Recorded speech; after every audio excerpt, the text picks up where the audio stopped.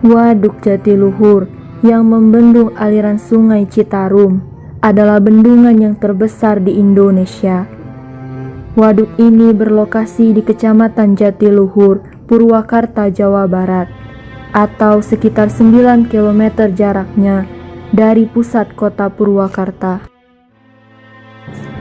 Bendungan ini diberi nama oleh pemerintah dengan nama Waduk Insinyur Haji Juanda. Panorama danau yang bisa disaksikan seluas 8.300 hektar. Bendungan ini dibangun pada tahun 1957 oleh kontraktor Prancis. Di samping itu semua, Waduk Jatiluhur mempunyai fungsi penyediaan air irigasi bagi 242.000 hektar sawah yang digunakan untuk 2 kali tanam setahun. Air juga digunakan untuk budidaya perikanan, air minum, dan pengendali banjir yang dikelola Perum Jasa Pelita II.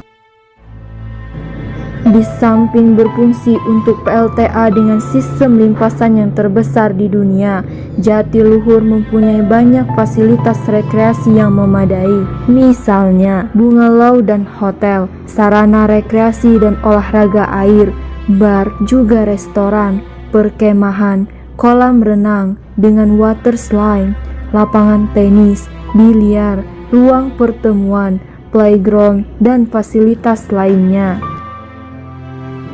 Untuk rekreasi air dan olahraga, yakni selancar angin, kapal pesiar, mendayung, ski air, boating, dan sebagainya.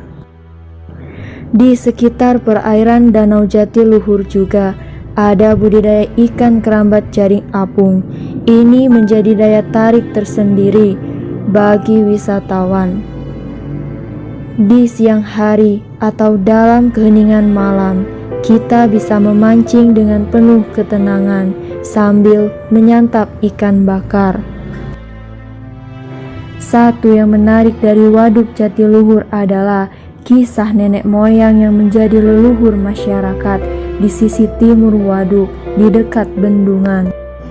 Nama leluhurnya adalah Eyang Balung Tunggal yang seiring laju zaman menjadi mitos. Mitos memang selalu menarik untuk didengar karena beritanya bisa benar dan bisa juga salah. Namun, mitos akan selalu jadi mitos. Kepercayaan padanya dibentuk oleh struktur yang kuat dan purba. Mak Cucung, salah seorang warga yang mengaku keturunan keempat dari Eyang. Sepanjang waktu, kisah ini diperangi, ditambah-tambahi, dan terus dimodifikasi disesuaikan dengan karakteristik mitos. Menurut tradisi yang bersumber dari penuturan lisan yang didapatnya secara turun-temurun, semasa hidup di masa kolonial, Eyang Balung Tunggal dikenal memiliki kemampuan berjalan di atas air. Suatu ketika, banjir bandang terjadi di Sungai Citarum sewaktu bendungannya belum dibangun. Eyang Balung Tunggal sedang berada di atas rakit, mengikatkan rakitnya ke sebuah batang pohon besar supaya tidak terseret banjir. Tapi pohon tambatannya itu tersapu air dengan rakit sampai jauh ke Karawang. Dengan menggunakan kekuatan spiritualnya, Eyang lalu menarik kembali rakitnya ke Jatiluhur dengan melawan arus dan mengikatkan lagi pada pohon lain yang masih berdiri.